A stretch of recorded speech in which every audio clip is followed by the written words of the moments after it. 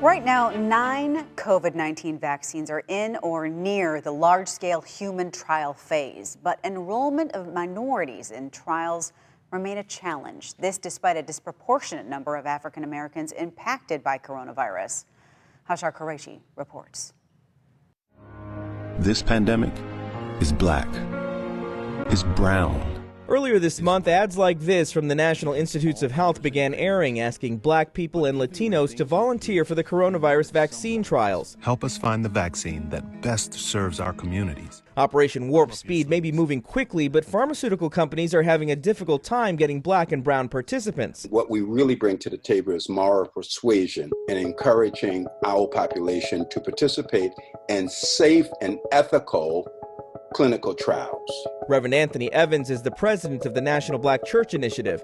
Over the past 15 years, they've worked with the pharmaceutical industry to boost black representation in more than a dozen previous clinical trials. I think that we can be a major help to both the government and the pharmaceutical industry if they use us. The black community has been hesitant to take part in medical research and clinical trials, due in part to a history of past abuse.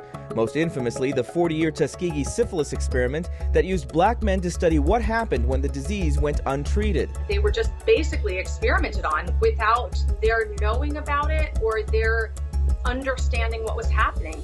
And a lot of people had very bad outcomes because of this. A recent Pew study found that black Americans are still more skeptical of experimental treatments and a potential COVID-19 vaccine than Hispanic and white adults.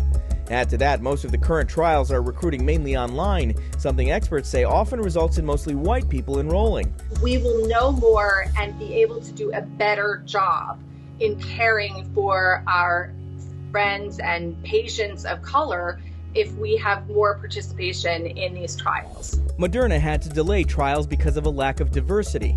As of earlier this week, 13% of Moderna's enrollment volunteers were black and 51% white.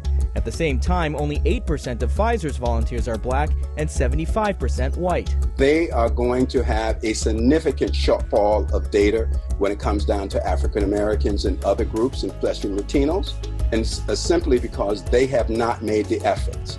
In the end, the vaccine must be at least 50% effective to receive FDA approval.